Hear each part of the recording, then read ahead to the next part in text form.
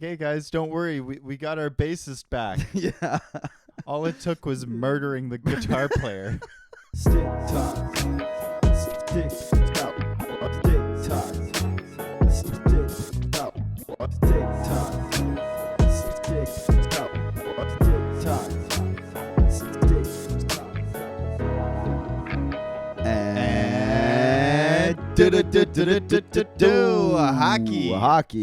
hockey. Yes, sir. Welcome back, everyone. This is episode 73 of Stick Talk Hockey, our final episode of the year.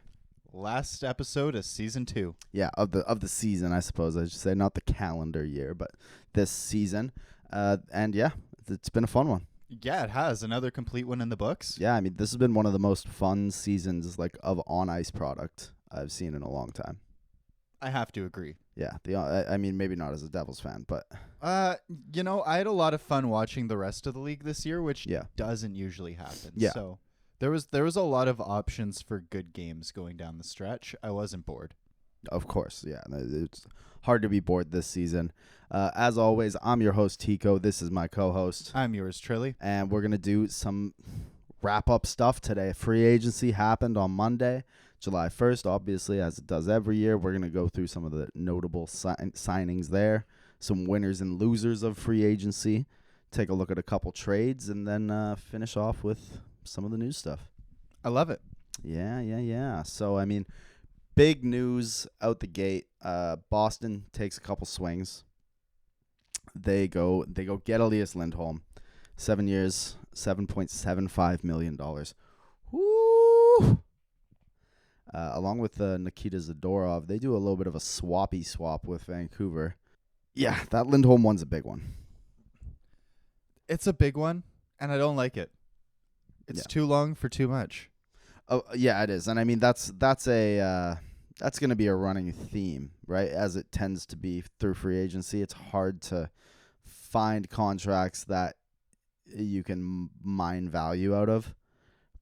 This one is interesting, the Lindholm one, because I think it will work for Boston because it's Boston. Yeah. You know, Lindholm's the kind of guy where, he's not dominant with the puck anymore, but he still complements really good players. So, I mean, if you put him with Pasta and Bergeron, or not Bergeron, Brad Marchand, I mean, you're probably going to get good results out of it, at least for a couple years. I mean, he proved his motor's still good in Vancouver. Yeah. So, I mean, if out of the two contracts, I think that's the one that's probably going to be the most movable or, retain value moving down the stretch. Yeah, they'll probably be able to keep his value fairly high. Yeah, and maybe even get something back or get more back than what they paid originally. Yeah. It could be a win. But the Zadorov contract, bruh. It's a lot. 6x5? Oh. It's another one that I think will work better in Boston than it should. He's just a Boston kind of guy, He's great in the media. He's chippy. He's flashy. He's enormous. I mean, he's sure of himself. Yeah, that one I think will look really good, at least for the first couple of years, but that's a long time. It's a long contract, and it's a guy who has had a very mid-career. Yeah. It's what we talked about last episode. I just don't like these signings where it's like, oh, he had a good playoffs, give him 5. Yeah, there's a lot of red flags there, and I'm very glad that Vancouver didn't give out either of these contracts. 100%. Yeah. So I mean, going then on into Vancouver, I mean, like I said, there was Danton Heinen, there was one other. Who was the other one, Jay? I mean, Jake DeBrusk is the big one. He gets 7 years, $5.5 million per year. That's a lot of time and money as well. Derek Forbert. I mean, yeah, again, kind of a whatever deal. 70. Yeah, I have no. Yeah, that's just whatever. But I like the upside bet on DeBrusk. I love the DeBrusk pickup. I think that is exactly the type of player you need right now.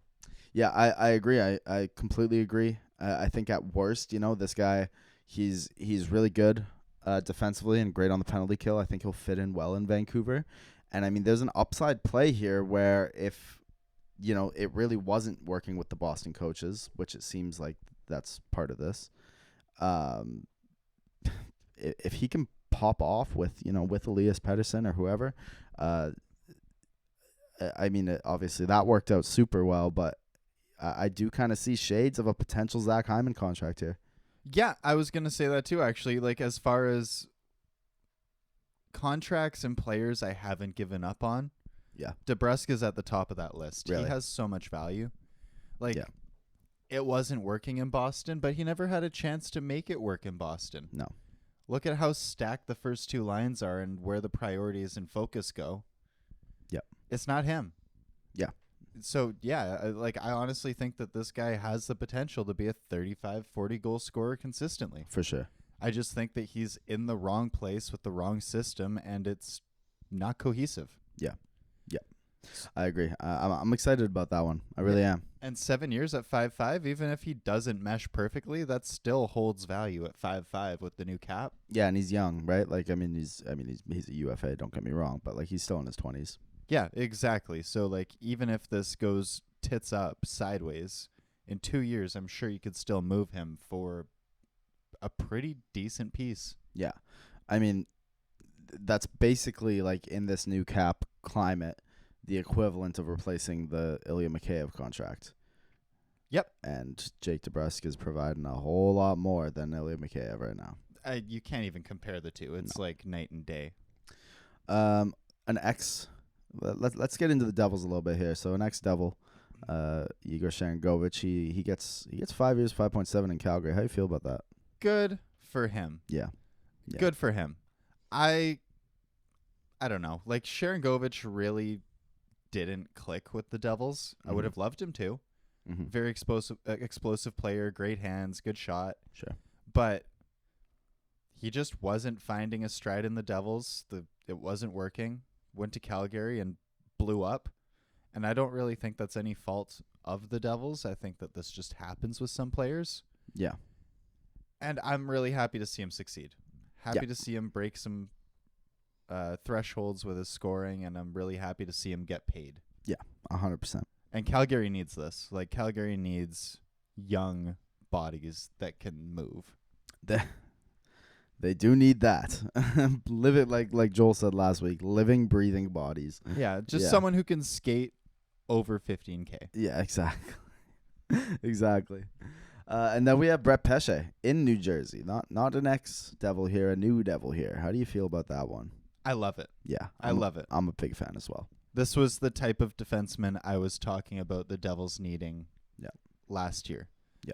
This was exactly what I meant by I don't want to see the Devils doing a bunch of trades because I think they can fix a lot of it just in free agency with how much room from the floor to ceiling they have. Yeah, I mean, it's a proper Marino replacement, right? 100%. It's an improvement. It is an improvement on Marino. I think they just really lost taste in Marino during that Rangers series last year. Yeah. Like those last 3-ish games at the back end of the season, was it?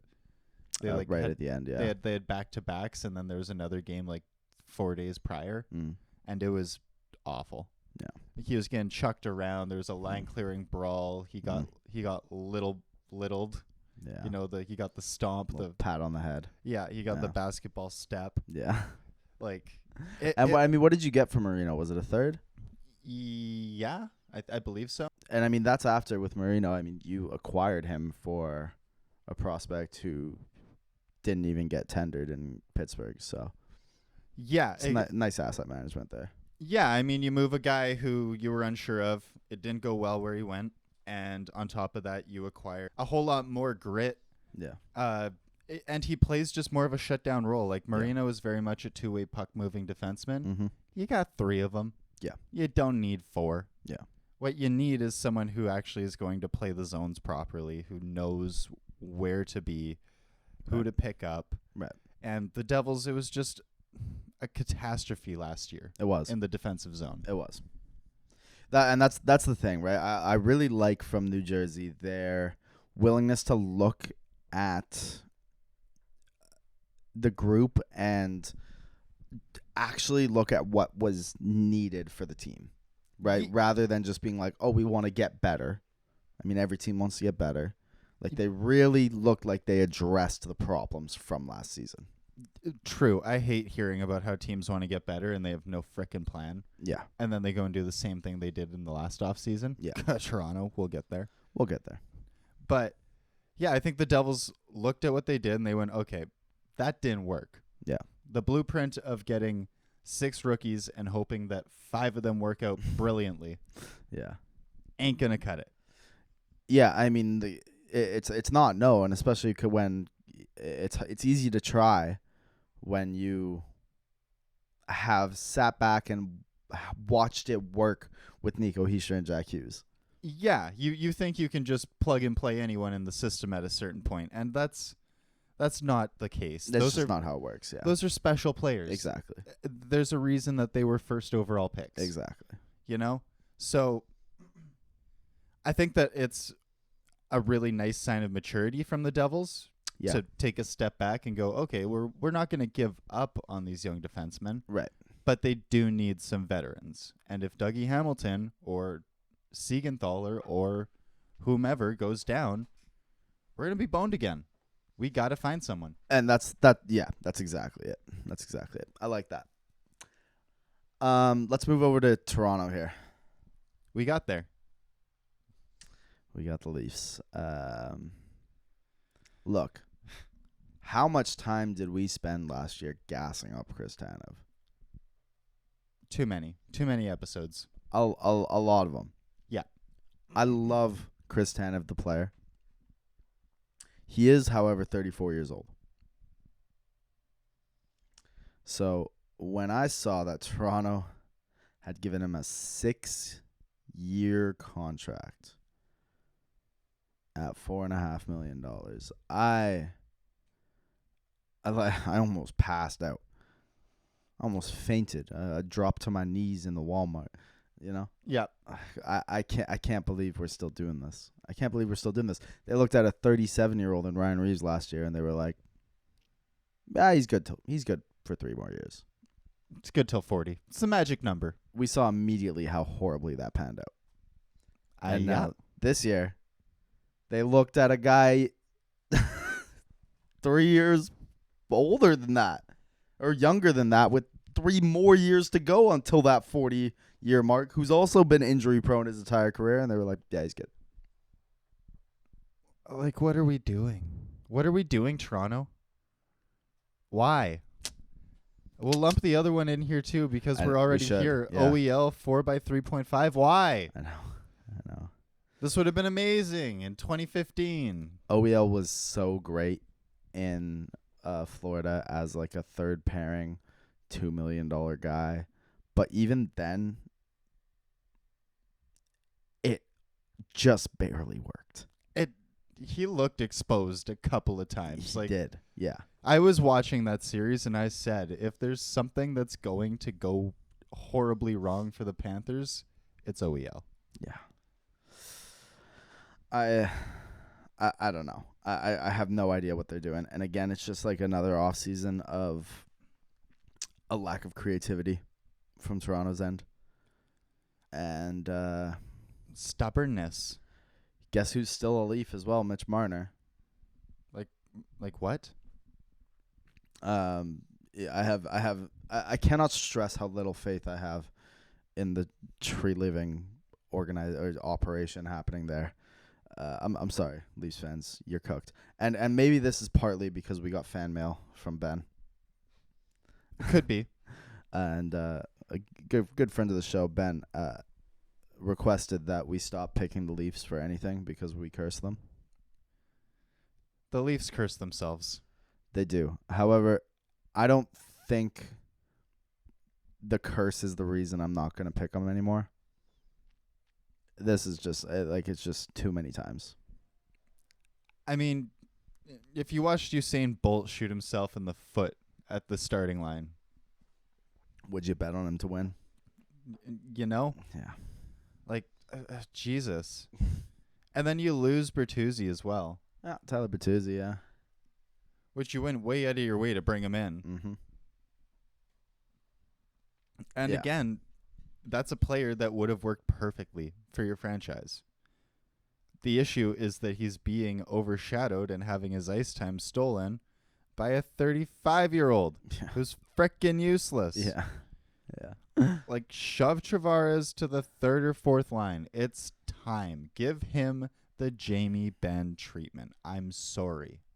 It's time. Yeah, the Jamie Benn treatment is a great idea.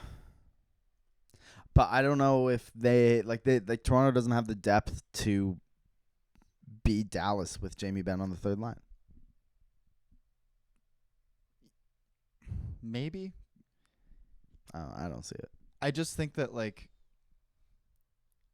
Marner's numbers would do so much better without John Tavares on the ice that I feel like it's addition by subtraction just in that line alone.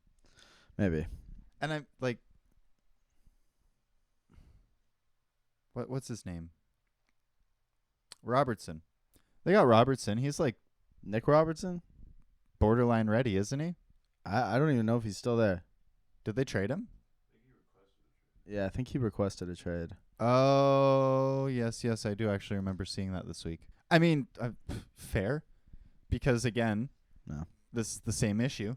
Yeah. The guy's ready. He's been ready.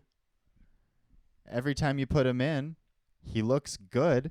It looks good. Yeah. But then he keeps getting pushed back to the A because he's the only two-way contract you have available, so you're just actively punishing a guy for doing his frickin' job. Because you don't have enough space in the roster because you keep giving valuable spaces to people who aren't valuable. The bums, yeah. Yep. They're cooked over there. They're cooked. Like, try it. Just throw Marner and Nylander and Robertson in the second and let it bang for 20. I guarantee you Robertson is going to be more of an asset and less of a liability for that scoring line than Tavares.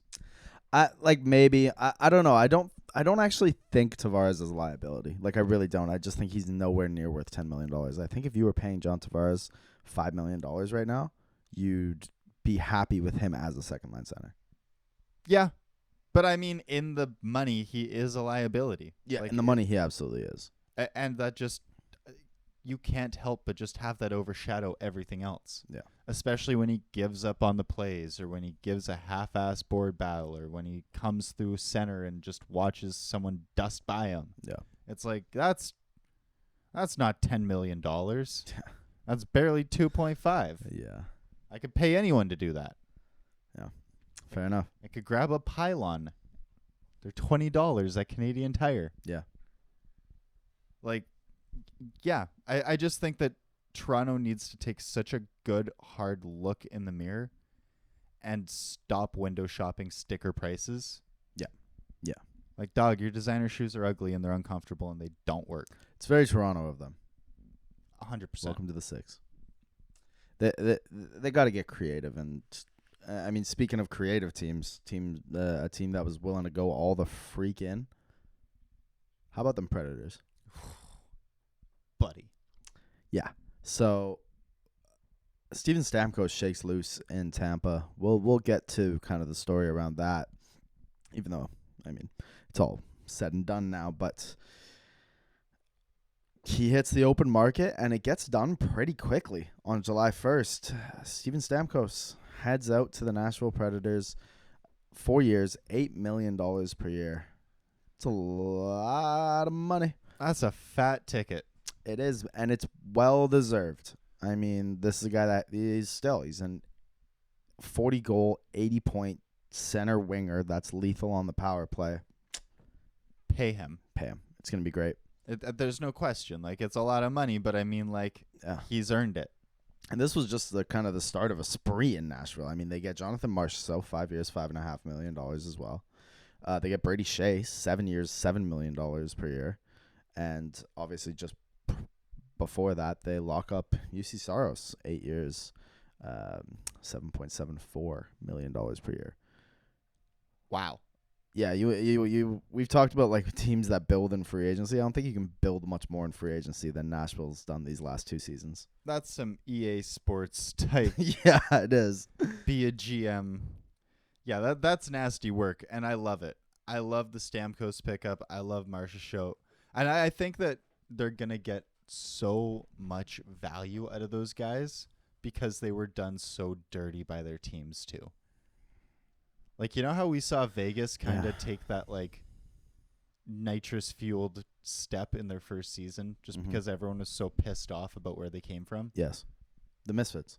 This. And there's one of the OG Misfits right there, Jonathan Marchessault. And again, who didn't even get tendered an offer from what I heard? Yeah. I mean, you had to see that coming. That's wild, though. If you're Vegas and you've won a cup and this guy's been in your locker room the entire time, offer him something. Yeah. Start the conversation. I mean, yeah, but like, is it more disrespectful to give a shitty offer? I would much rather have someone give me like $1 million less and say we still value you, but we just have to start pivoting for the future. Yeah. Than just go, you don't fit into our plans anymore. You're useless to us. Thanks, bye. I guess if you say it like that, yeah. Because that's what it reads as. Thanks for the cups, bye. Like, to me, like, I was thinking about this last week with Stamkos. Like, I would rather have the team say to me, hey, you're the best. Thank you for everything. We're not going to be able to do this properly for you, so you should get your bag somewhere. But rather than... But also, I'm going to offer you $1 million years at $2 million a year.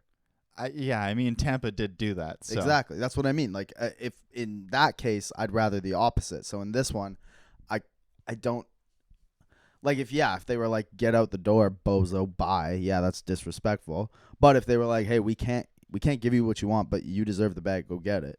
That's not like we don't know how that conversation went, you know? Yeah, that's true. That's fair. I did hear that Marshy was pretty upset about not being given an offer or a chance to stay. Right. I think it was more about the location and the franchise and his living quality than it was about anything else. Yeah.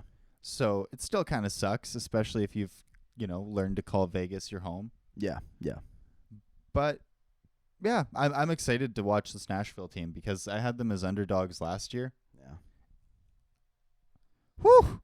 Add in a couple of these pieces. Add in a real defenseman in Brady Shea. Yeah. Whew! I don't know. I'm still having difficulty believing in that team. My issue though is that like Gustav Nyquist is 35 this year. Yeah. He was their second best scorer until they did this. Yes. Is he going to be able to? Also going to be 35. Is he going to be able to like be even their fourth best scorer, or is he going to hit a brick wall at full speed? You know? And I mean, like Ryan O'Reilly, are you going to keep getting that contribution out of him? I mean, even Jonathan Marchessault was on the other side of 30. I'm really not worried about Marsh, though, but I am very worried about the O'Reilly deal. No.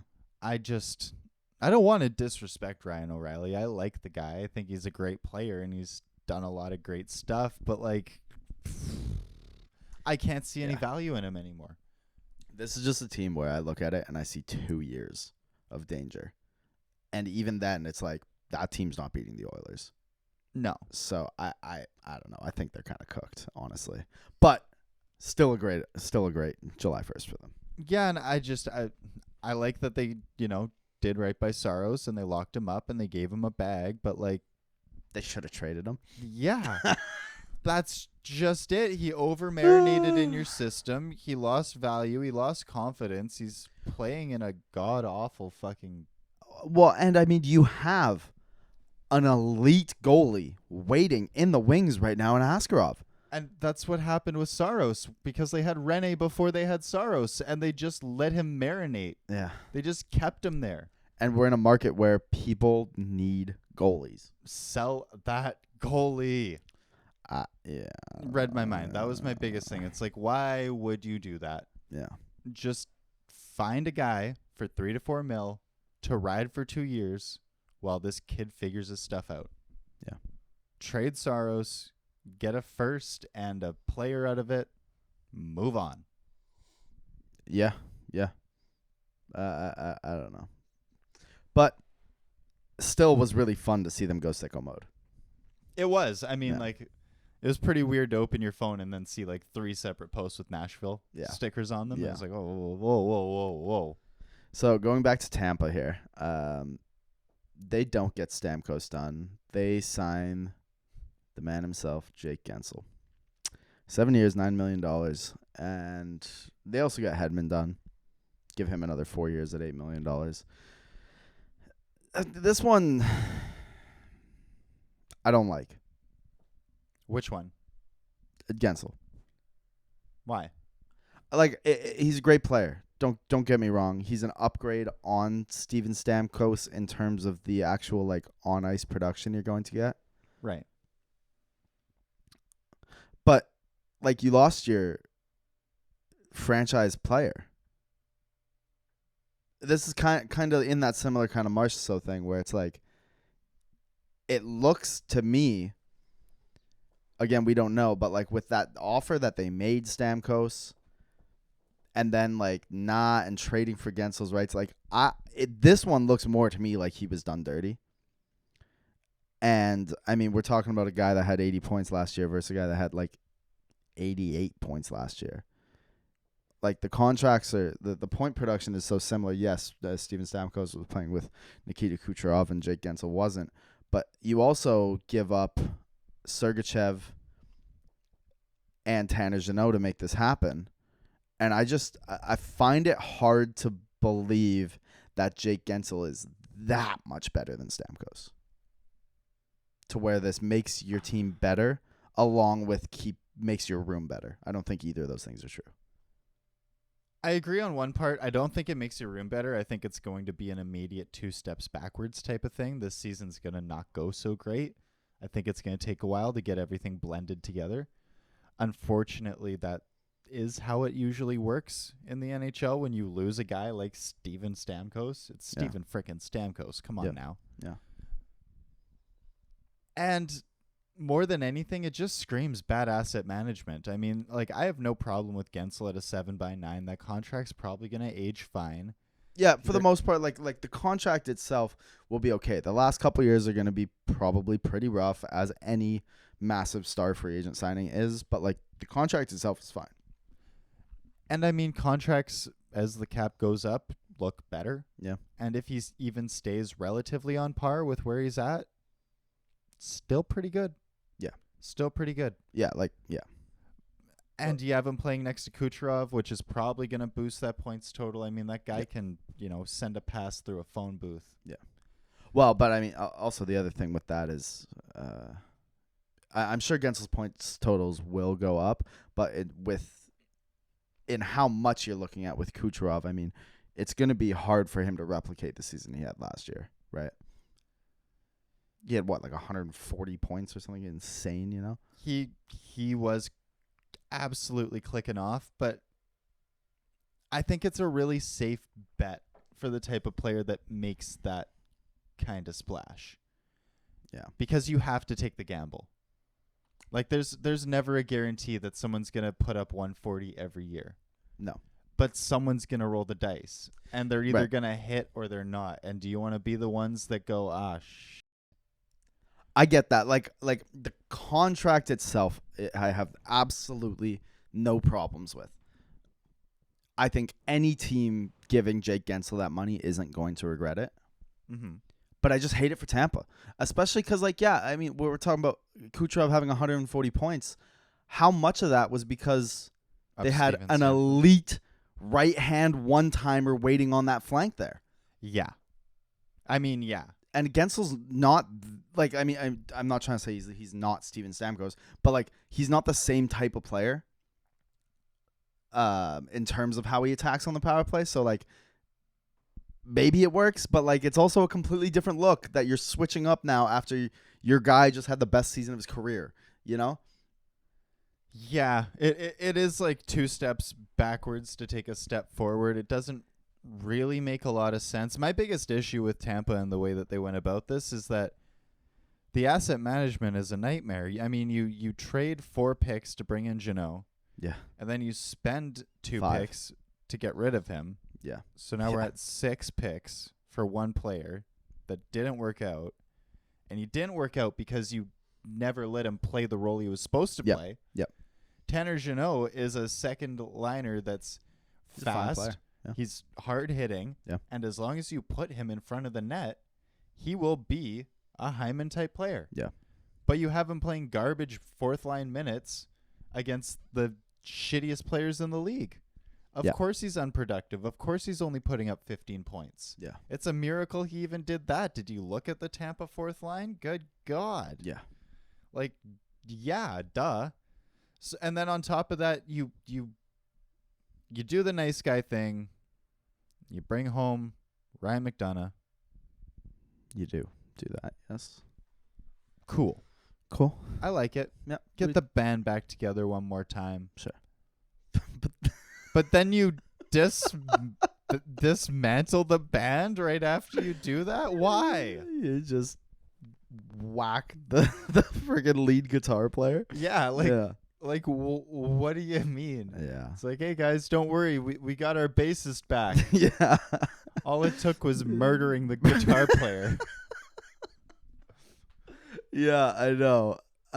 The other thing, the last thing I want to touch on in this is it's a lot of years, which I don't love for Tampa either. Like, again, like the contract is fine in itself, but when you have kind of an aging group the way Tampa does, wouldn't it be nicer to have both Stamkos and Hedman expiring in like 4 years, and you can see, do we have to tear it down? Do we have to do whatever now? Rather than, well, now if you have to rebuild in 3 years, I mean, you just have Gensel being sick on a horrendous team for way too long. Yeah, and I mean, like, I get the wishful thinking. I do. I know. I get it. It's so hard to be honest. But, like, yeah, if you're Tampa, you have to be honest with yourself at Yeah. this point, man. Yeah. Like, you've got to look in the mirror. You've got to do an average age search on your team. Like, just throw in everyone's age. Yeah. Divide Especially- it by the number of players. Yeah. Figure it out. Figure it out. It's bad. Yeah. It's not getting better. No. A lot of the players that you're counting on to make these guys continue to look good and look better, they expire in 4. Are they going to want to re-sign if they actually maintain their value, or are they going to want to go and get a bag somewhere else on UFA? Yeah. Because you spent the bag here. Yeah. Yeah, it's a lack of honesty and probably transparency with themselves. Yeah. And I think they'll be fine for the next 2 to 3 years. But they'll probably be a wild card team. I think this is going to absolutely suck in year 5. It is going to be basement dweller city if they don't do something like the Leafs, creative. Yeah. And risky, but calculated. Yeah. Yeah, I agree. Jonesy and I already have a bet down. I got $10 on them finishing worse than they did this year. 10 points. Huh? I didn't say no 10 points. What are you talking about? Hell no. You pull that shit up, Jonesy. I didn't say 10 points worse. I said with fewer points. I got 10 bones on it. All right, maybe we have to restructure the deal here. Maybe just a little bit. Okay, so that's really it for the big storylines around the teams. We'll just kind of run through the rest of these actual signings here. Yeah. Yuri Slavkovsky gets 8 years, 7.6 in Montreal. Rock and roll. I haven't been overtly impressed with Slavkovsky. However, I do love the Buffalo, New Jersey bet on the 21-year-old, give him the 8-year deal. And if it hits, it's going to be a monster. Yeah, I actually hate this. Yeah. I actually hate this. He only had 40 points last season. Yep. I think there's a threshold to where I'm comfortable doing the long-term bank on it type thing. Mm. And I think that 50, 55 is where that line starts to get drawn when you're playing with 8x8s. All right. Mostly because the buyout, if it goes horribly, if this guy isn't a Jack Hughes and he's an Alex Galchenyuk, Yeah. What's that buyout going to look like? It will be tough, but also like Montreal, like they're still kind of fully in this rebuild, right? And if Slav doesn't hit, you're kind of back to the drawing board anyways. Yeah, that's true.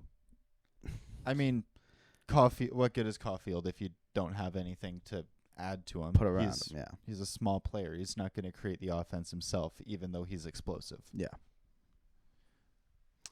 Yeah, so I actually agree with what you're saying around the 55-point kind of mark as a young player like that. I definitely agree, like see what you're saying there, but I still don't hate the contract because I like teams looking at elite talent and just getting it out of the way. Yeah, the only cushion I could maybe put in this to buffer how I feel is that he's so freaking big. Yeah, he's enormous. He's just a huge body. He's so a as long as he figures out how to use it, should be fine.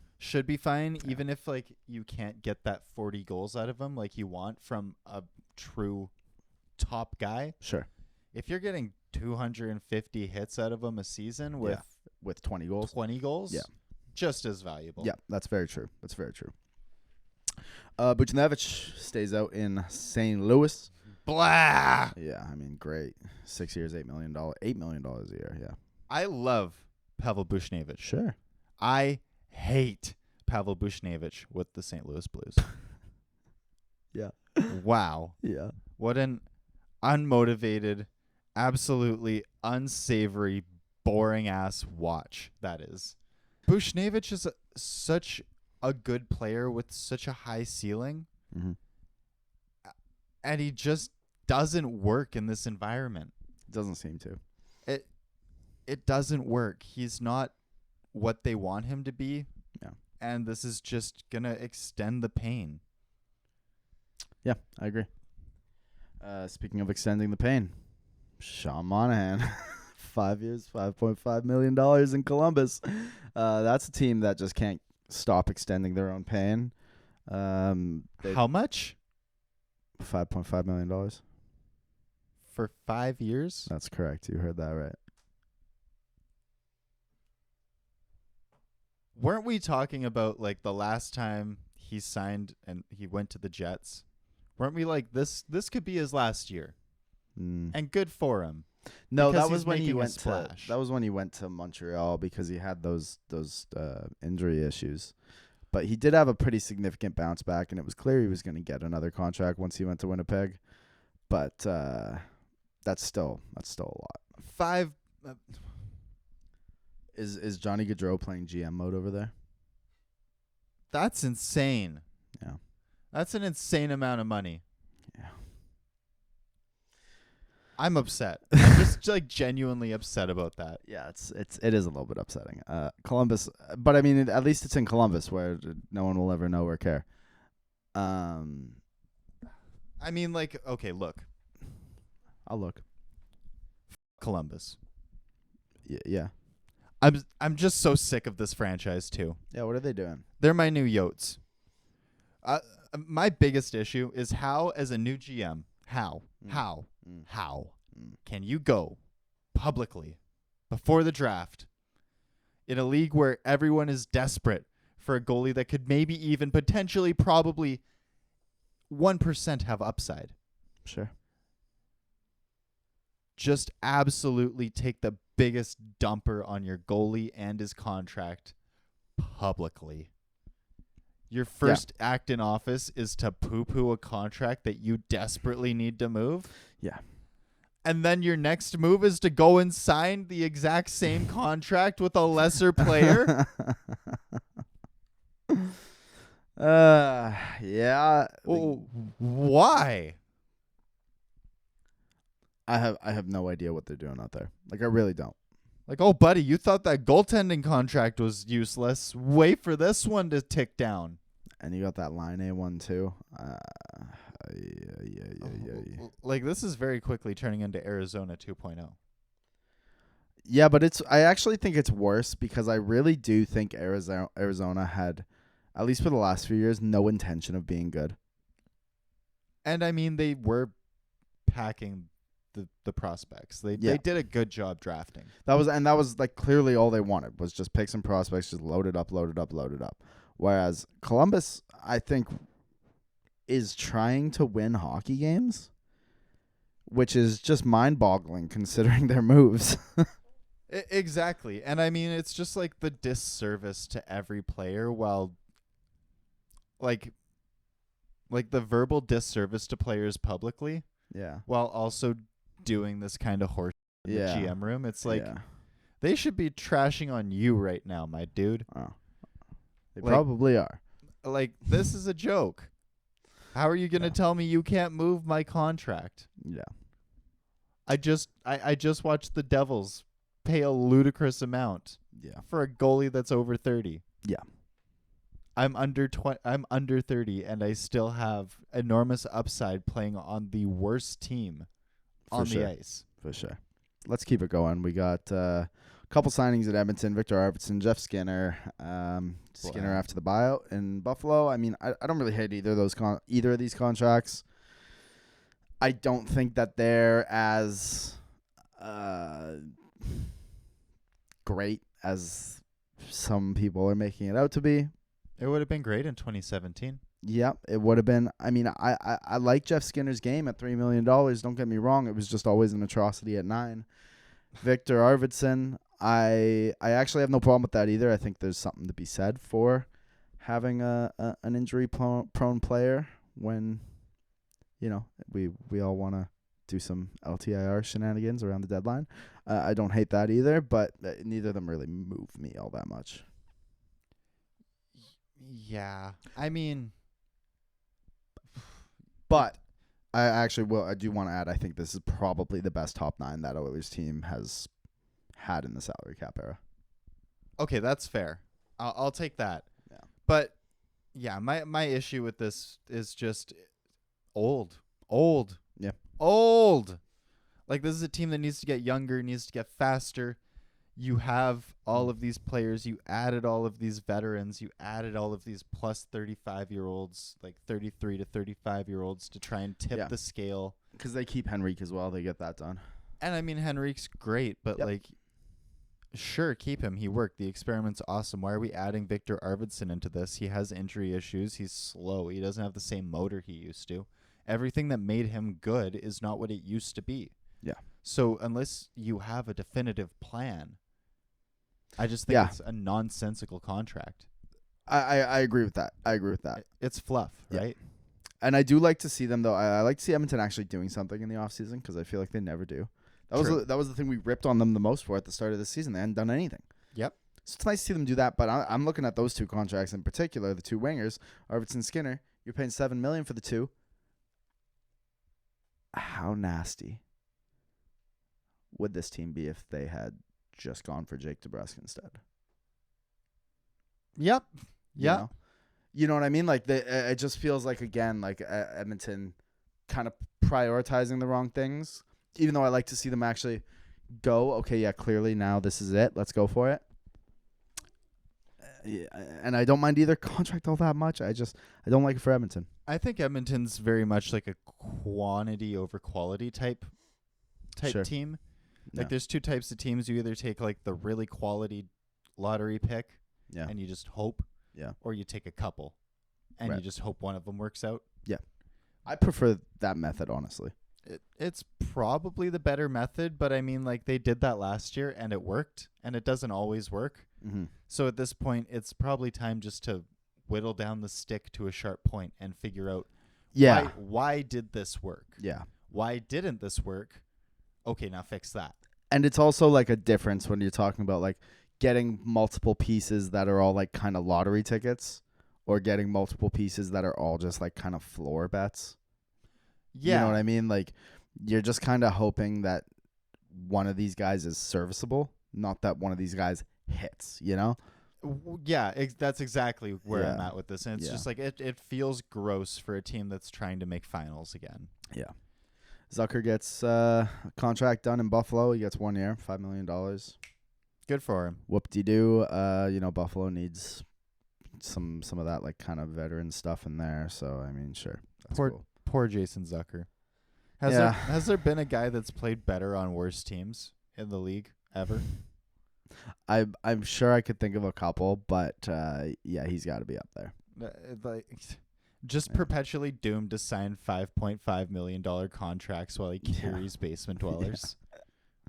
Yep, pretty much. They're like, yeah, well, if you hit 90 points, we probably could have boosted that to 7, but you didn't.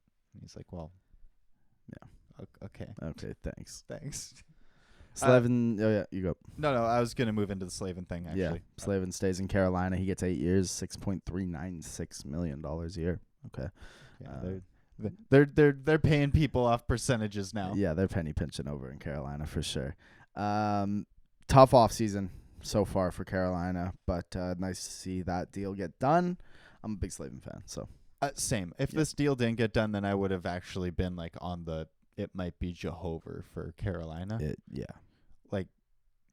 They've had a bad free agency.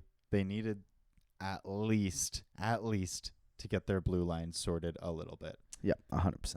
And Slavin's great. He is. He's fantastic. Had 3 great years in a row now. He's not like an offensive juggernaut, but he's like very good at literally everything, which is so hard to come by. That's so important. 100%. Like, and I don't even want to will it into fruition, but just for the sake of podcasting, if Slavin wasn't so focused on being responsible, just being such a frickin' rock, I think he could clip 30 goals from the blue. 30's a lot from the blue, but I mean, he hit 17 like last year. Yeah, I could see him hitting 20. I maybe not 30. Let's call it 25. That's too optimistic. But I feel like he could be like a certified offensive juggernaut in the same breath as like a Hedman. Right. Yeah. I see that for sure. But he's not that type of player. It's not his role there. Yeah. Yeah, and he knows his role and he sticks to it. Yeah, which is what makes him so great. Absolutely. Chicago gets a couple of moves done. They get some, living, breathing bodies. Bingo. They get Tyler Bertuzzi, 4 years, $5.5 million. Cool. They get Teravainen as well for 3 years at $5.4 million. Cool. I really like Teravainen. Yeah, I like Teravainen too. Teravainen is very much in the same stroke as what we were talking about with the Leafs or even with Zucker, where it's just like there's so much going on and you had so many like it guys that could have been it guys. Yeah. He kind of just fell through the shuffler. Yeah. And he could be very good if he has more assets, more attention, more put into him. Yeah, I agree. I think this could be an absolutely insane reclamation project, I hope or so. it could be where you win this guy's faith because you paid him $1 million more than anyone else was willing to. Right. And when this contract's up, you have Bedard, you have XYZ, Korchinski or whatever. Yeah, you got all those guys. They're all ready. They've been playing with this guy. Like, yeah, I really like this. I like it too. It's a good dice roll. Yeah.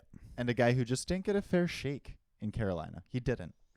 No, that's kind of the Carolina way, isn't it? Yeah. I mean, he just got buried, and Carolina's like opposite New Jersey. New Jersey shuffles the lines every 3 days to punish their players. Yeah. And to like just find something magical that might work. Right. Whereas Carolina just like punches the fucking door. Yeah. Until 100%. it breaks. Like it's like, no, we're doing this. This is the only game plan we came here with. Yeah. Yeah, I agree. Seattle gets a couple moves done. Brandon Montour, he gets 7 years, $7.142 million. Bang! But that's not even the big one for me because they also signed Chandler Stevenson. He gets 7 years, $6.25 million, and that's a that's not a good contract. This is probably the hottest take I'll have here. No. I don't think either of these are good contracts. I don't. I love Brandon Montour. Yeah. He's 31. Yeah. I mean, so is Stevenson. Why are we signing him 30. to 7? That's freaking nuts. I know. And what is Seattle of all teams? How are you going to benefit from signing a 31-year-old it guy on the blue line. Yeah. That's the cherry on top when you're going for the cup. When you get your top draft pick, you get your top center, you get your top winger, and then you get a top goalie. Then you go, all right, let's look at free agency. Let's find the biggest juggernaut we can find Yeah. for veteran experience and offensive upside and just rock with it. Yeah. Seattle's not even close to this boat. Well, that's just it, right? I mean, the thing for Seattle, I was just talking about this with Jonesy, is if I were in Seattle's shoes, not to armchair GM it up, but you're looking at this season and kind of looking at it as the kind of like meter stick season, right? Last year you beat the Stanley Cup champions, the reigning champions, the Colorado. You go to the second round, everything looks great. This year you struggle with all these consistency issues and you miss the playoffs. That's where I feel like you have to look at this next season as, okay, let's see if this is kind of close. Actually, if which one of those two seasons was real, right? Are we actually kind of close, or are we actually not a playoff team? Are we actually kind of bad still? And now they've just handcuffed themselves so hard into, well, you better try. And I mean, we're forgetting they already re-signed Eberle. I know. Why? And Yeah. it wasn't a good contract either. Like, I get it. You have some young guys. Like, Jared McCann is a stud. He's not a young guy. I mean, yeah, he's not even young anymore. No, Like, how old's Jared McCann? he was young when they got him. He was like 25. He's probably like 28. Vancouver traded him like 15 years ago. That's cap, but he's No, look at me go. 28. Yeah, it's not I'm like young. I'm like the Rain Man of hockey. It's not young. No, but I mean, like, I don't know. I think that we like overemphasize like young because I think a lot of like top players don't really become top players until they at least breach 25. Right. But he's kind of there now. Yeah. I mean, I'm blanking on his name. Who's the other guy? Starts with a B. In Seattle? Yeah. Beniers? Thank you. Yeah. Yeah. He's young. He is young, and he's. But like aside from Beniers, Tolvanen, who you only got off of an absolute banger of a mess up by Poyle. That was a great move for Seattle. I can't believe he let Tolvanen go on waivers. Yeah. Holy tone deaf. Yikes. But Hall of Fame. But like, look at this roster. What do we have? Yeah. I hate it. It's stupid. I like Montour, and I think Montour should get this contract. I don't hate it for him.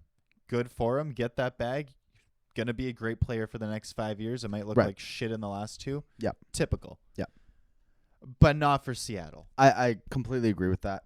However, the Stevenson one, I think, is a bad contract for any team, especially Seattle. And right away. Exactly. Yeah. Like we saw this is a dude who relied so much on his first step, and that fell apart last year.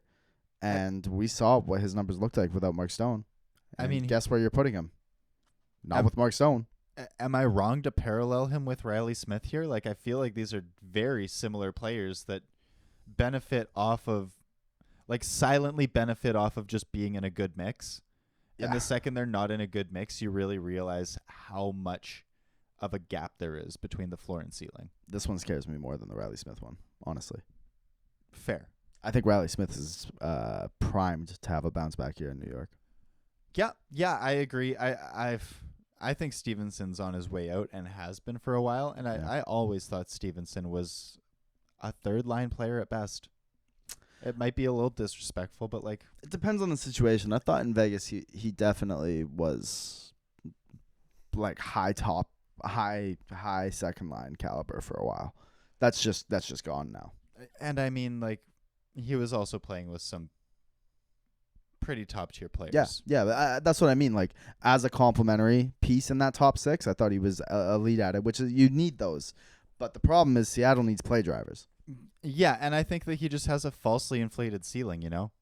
It's very much like the Patrick Hornquist thing with Pittsburgh, where it's like, okay, yeah, he's great in front of the net. He's like the Zach Hyman type. Yeah. Great. Yeah. But he's playing next to frickin' Sidney Crosby. Yeah. That's a big difference. Yeah. You don't have to do much when the guy can just hit your stick from anywhere on the ice and bounce it in. I suppose. I mean, Hornquist was still, an elite fantasy piece, even in Florida.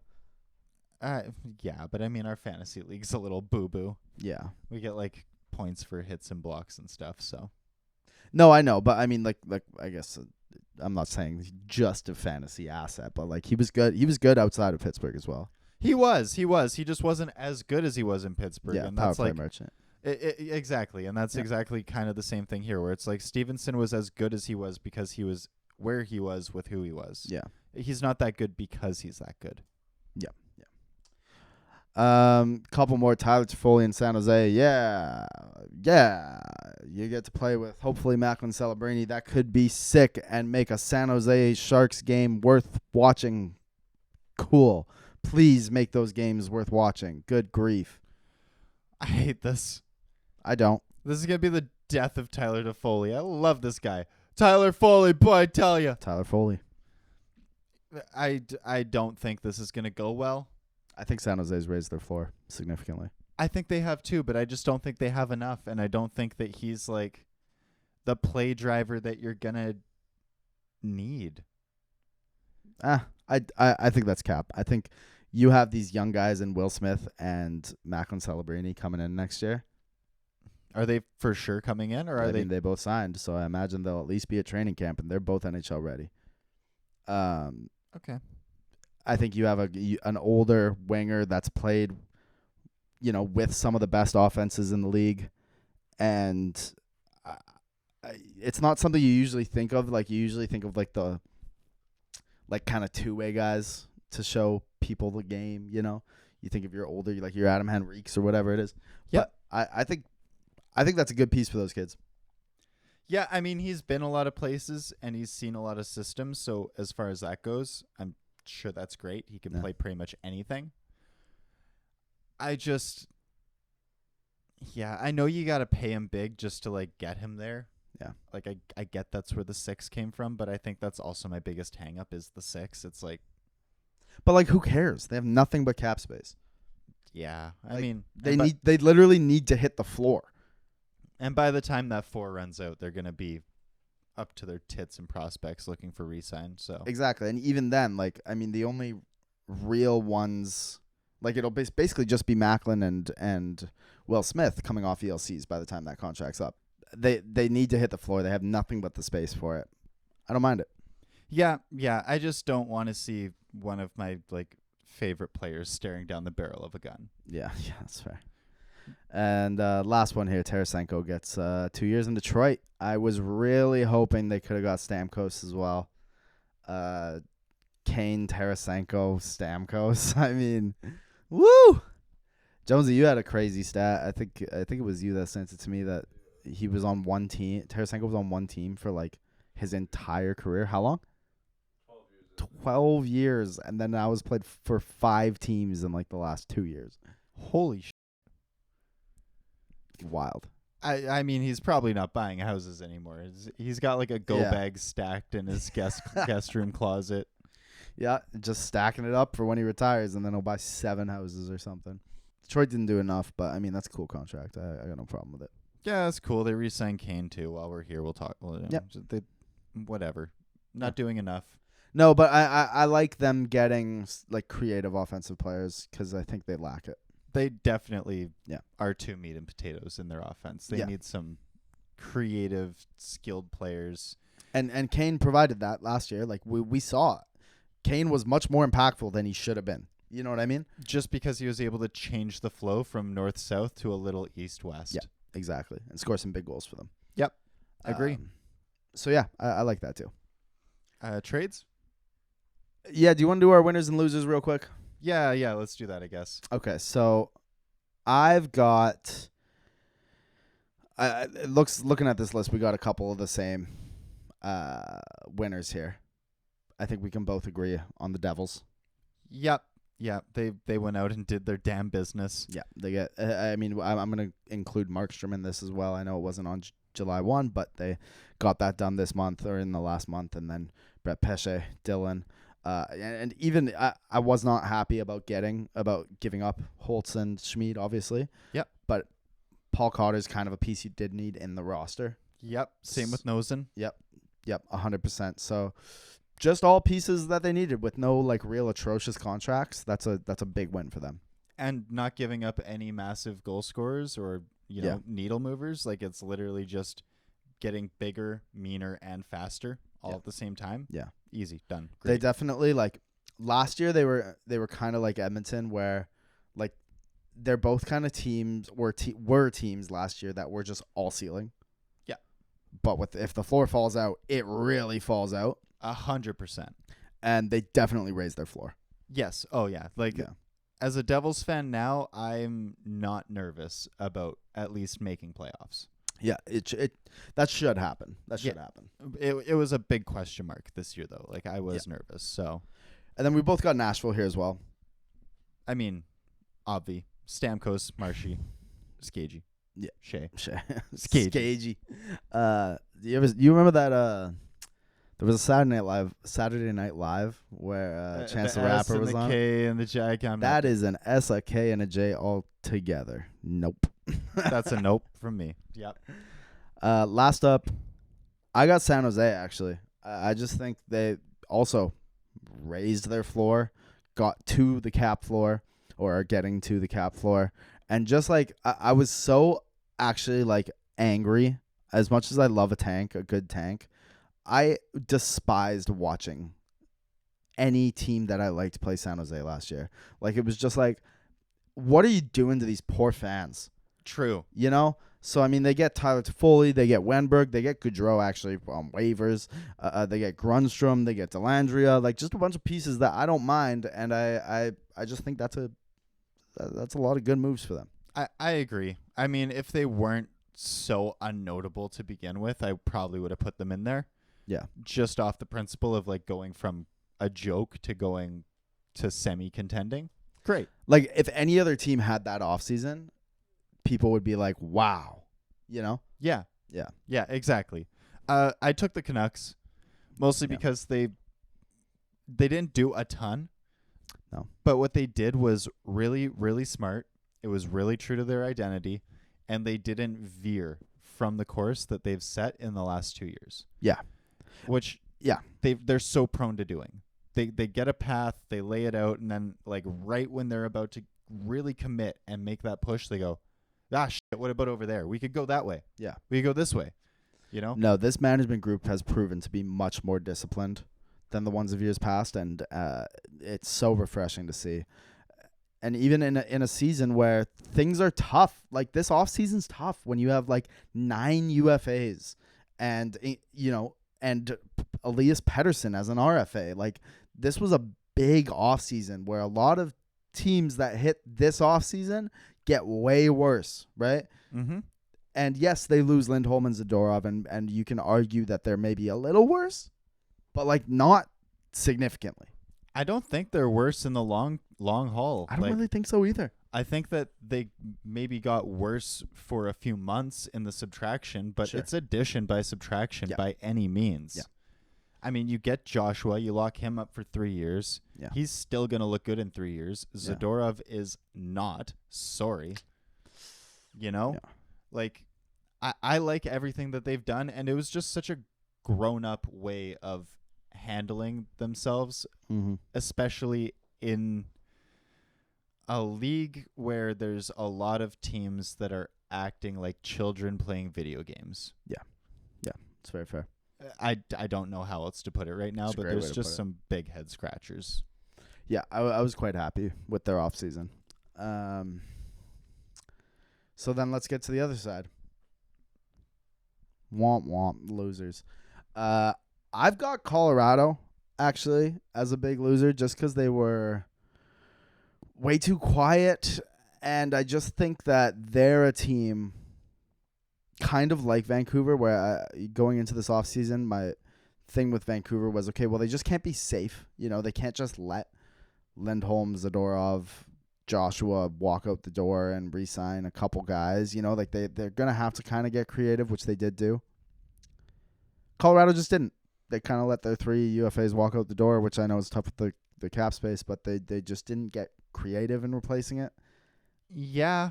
And they're a team that already wasn't good enough last year. That was my big thing. Right? 100%. While you have McKinnon in his prime, you have Cale Makar in his prime, you have Mikko Rantanen in his prime.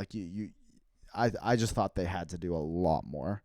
At least to this point. There's a lot of time left before the season starts, obviously, but was not happy. I agree. This reminds me so much of the position that Pittsburgh was in after their first cup, or Tampa after their first cup, where it's fine to run it back, but you got to do a little bit of reinventing too. Yeah. I'm not asking you to reinvent the wheel, but I'm just asking you to maybe change your course a little bit. Yeah.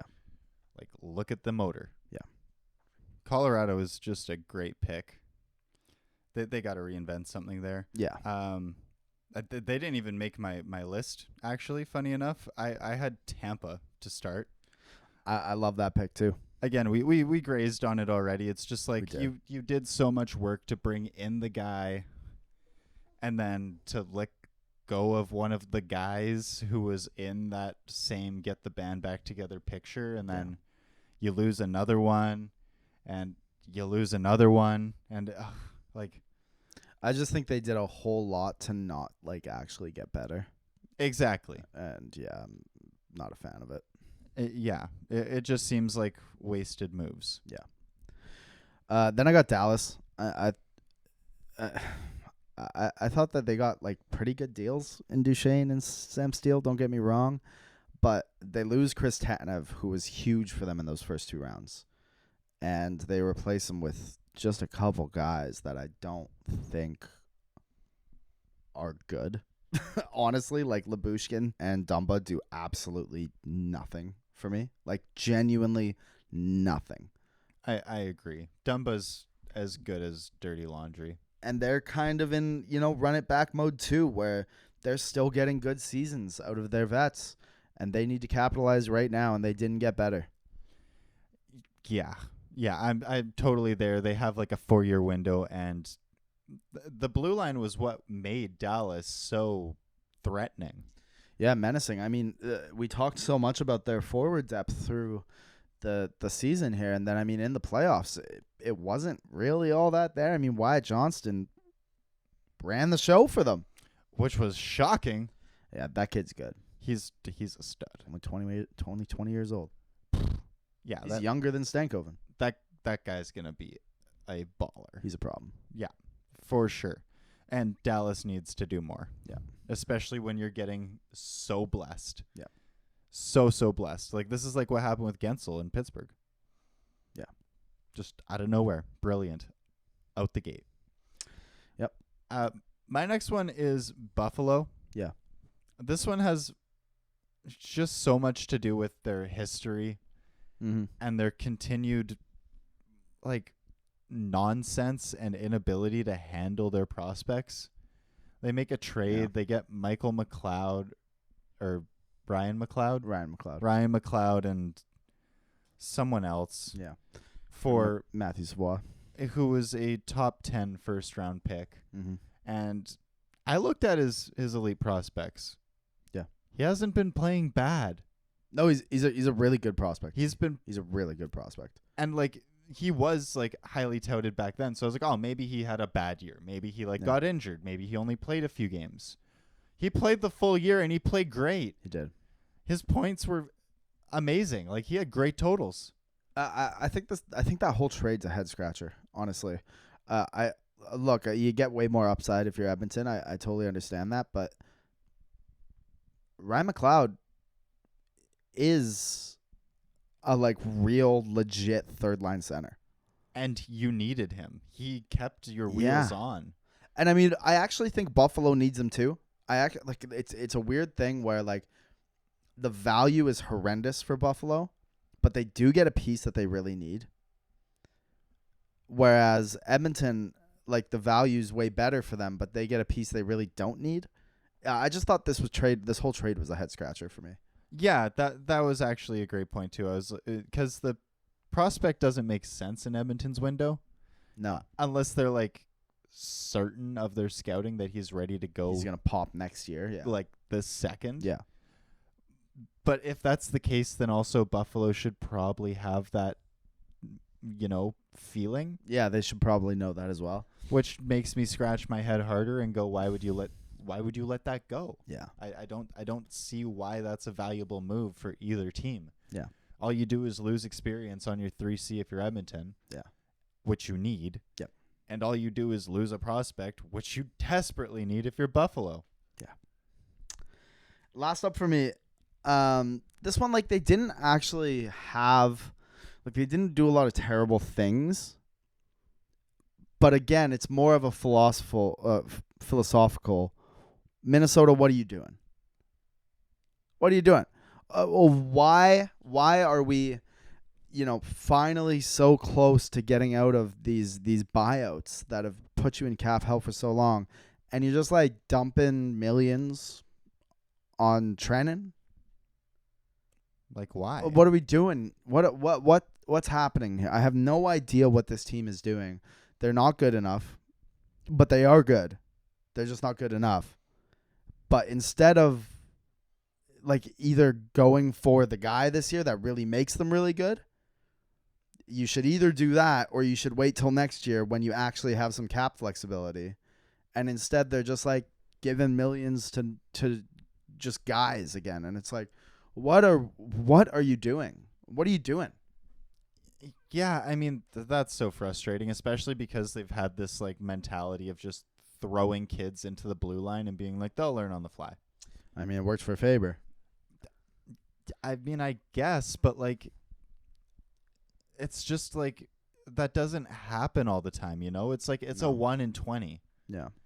And yeah, I just don't see, like, if you just chuck money at everyone who you possibly think could have a high ceiling.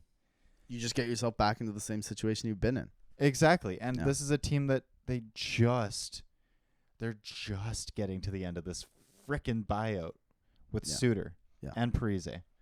Yeah. So, like, why? Why? I have no idea. Like, you should have PTSD from that. Yes, they should. You should be staying so far away from large contracts that it's, like, criminal. Yeah. Last up. I mean, I already touched on this. We talked about it. We talked about it earlier. Columbus. What are you doing? What are we doing? It's a nightmare. I have nothing good to say about this team, genuinely. Like, big time losers. You needed to move your goalie contract. Your new GM comes in and completely destroys what little bit of value might still remain by just talking down on the player and his value and saying nobody wants that contract. Okay, I might have, but now I don't.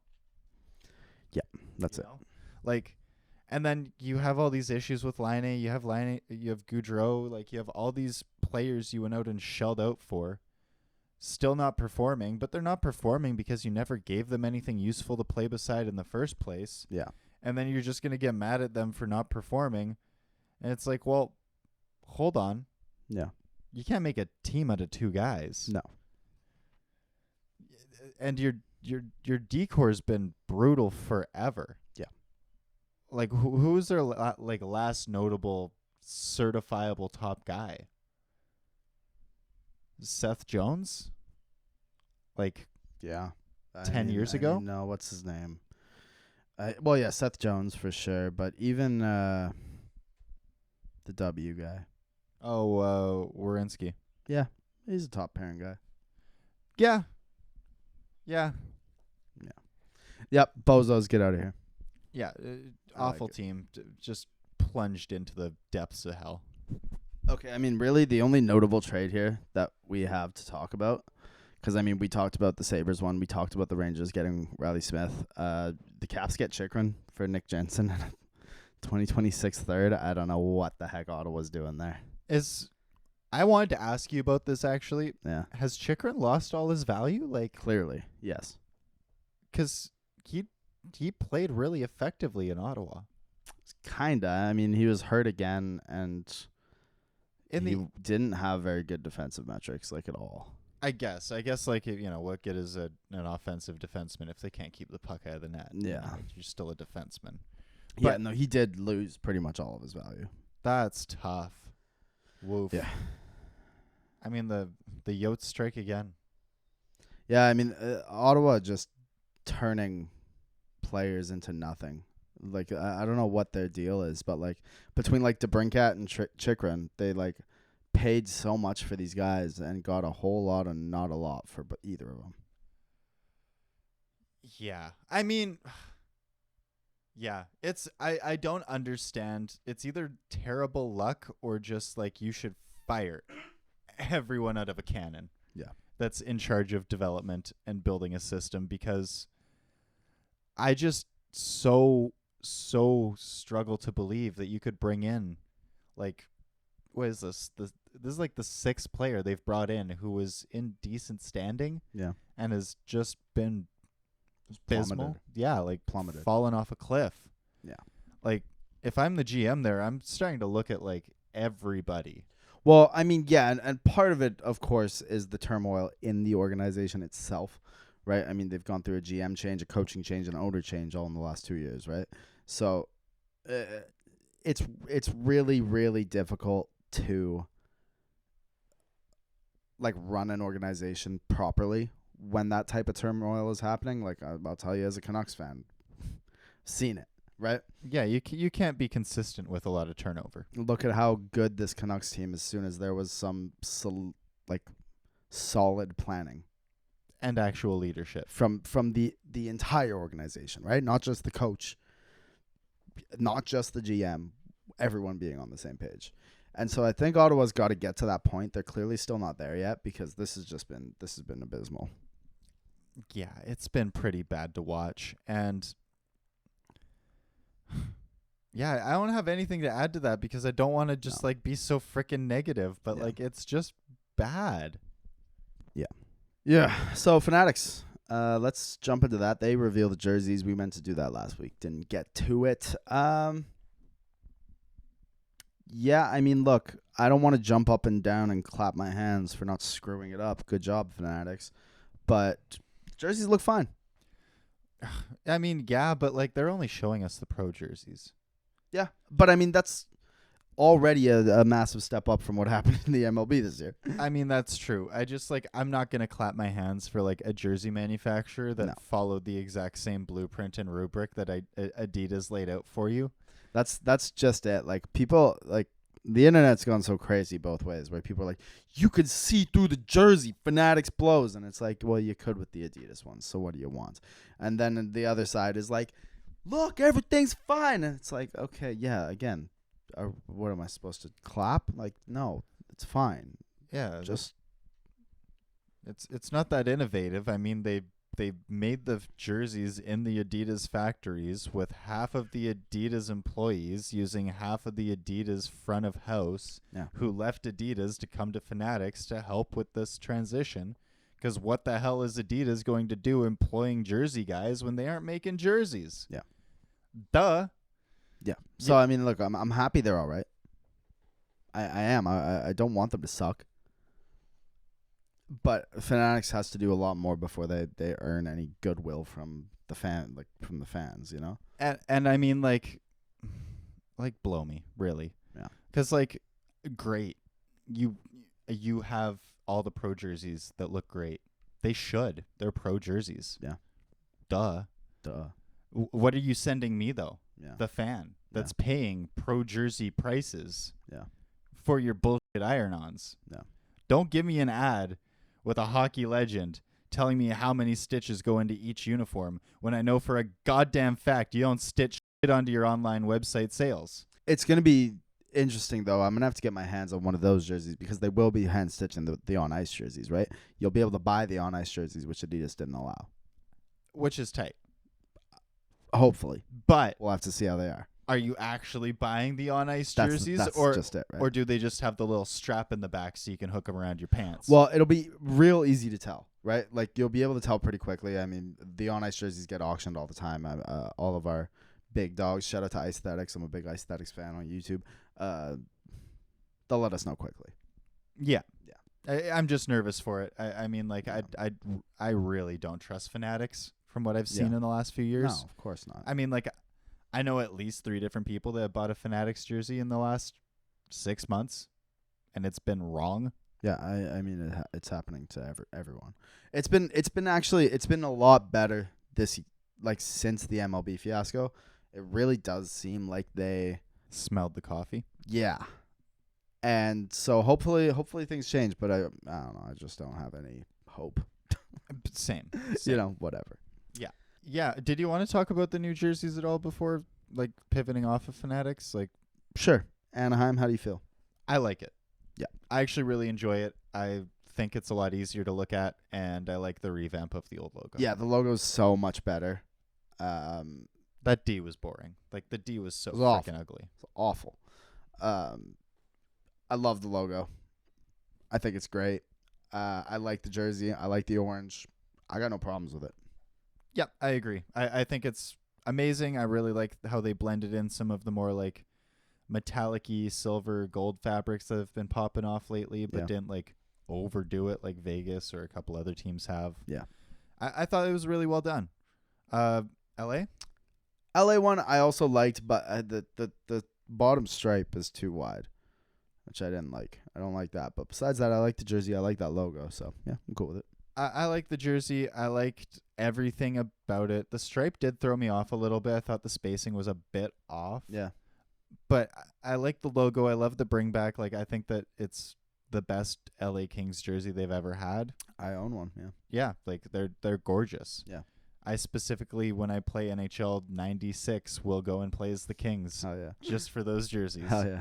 They're very nice. The only thing that really hung me up besides the stripe was that they went with matte black buckets. I like them. I don't. If you're going to be doing, like, the silver intertwined stitching thing, the the Vegas, like, using the more metallic pieces. Yeah. Keep the normal helmet. It's fair. The matte with the shine. Yeah. It's weird. It just kind of looks off. Yeah, it's That's like it's painting half of your car in pearlescence and then painting half of it in matte. It's like, right. it just looks weird. Yeah. That's understandable. Okay. So we got to do this last. I figured we'd end the season with this. It seems fitting. Just as we ended last season with It's Time, Gary. So July 1st comes around this year, and the NHL with another real classic slimy NHL move right in the midst of the media frenzy. They try and squeak out an announcement of reinstating Joel Quenneville, Stan Bowman, and Al McIsaac. What the fuck? Yeah. What the fuck? It's such a shame. Like, it's such a shame. Like, that was such a fun day. Free agency, and, like, this last week has been just awesome. And Game 7 of the Stanley Cup Finals, another year of just, like, so much fantastic stuff on the ice, and just, like, the like, quick reminder. Oh yeah, everything else in this sport fucking blows. Kind of said it better. It's like, it was so fun. You're coming down the wire with playoffs, re-signs, new jerseys, new jersey manufacturers. The good news carousel was absolutely flowing. And then you reinstate basically 3 rapists. I know they didn't do the deed themselves, but they basically covered up the whole thing and then advocated for the guy to get a job working with youth sports as a video coach there. Where he then got arrested for that. For, continuing his abusive cycle. You're just as commiserate at that point. Absolutely. If you signed off on that guy's reference, you're a rapist in my eyes. Like, you full well knew. You knew this guy was a problem. You knew he was dangerous working with adults. Yeah. So then you signed off on him going to work with children? Like, are you fucking serious? And you think you deserve a job in the best hockey league in the world, quote unquote? No, you don't. You don't deserve an ounce of human kindness, if I'm being frank. No. If I saw you in the street, I would spit on your shoes. Yeah. You're a fucking waste of skin. I I've mean, seen burlap sacks that have more value. Everyone with half a brain can tell that these guys have no place in this league. As if we didn't have such a clear, like, last 5 years of how bad everything was. From Team Canada to the scandal behind there, to the removal of half of the board of directors, to the vote of non-confidence, to the Chicago Blackhawks, to the vote of no confidence, to the removal of basically their entire upper echelon of staff members. And then you do a full 180 and park yourself in the same spot you left. And they know that it's because they did it, like they purposefully tried to squeak that through the media. Yeah. Like, we wouldn't care. Like, we wouldn't notice in the middle of all these contracts that you just went and stood with a rapist. And it like almost bleeds a little bit into like the cap friendly's done today. This is another thing with the NHL where it's like, again, them just Gary Bettman and co. proving that they think that we're all idiots. Yeah, and the continuation of the old boys club. And a lack of any care for actual measures that grow the game and make it a safe place for people. Yeah, there's no care or consideration for actual decent human values. Yeah. It's a league that still very much will just protect their own and only their own, regardless of what it costs them or how bad it looks. And it's getting fucking embarrassing. It is embarrassing.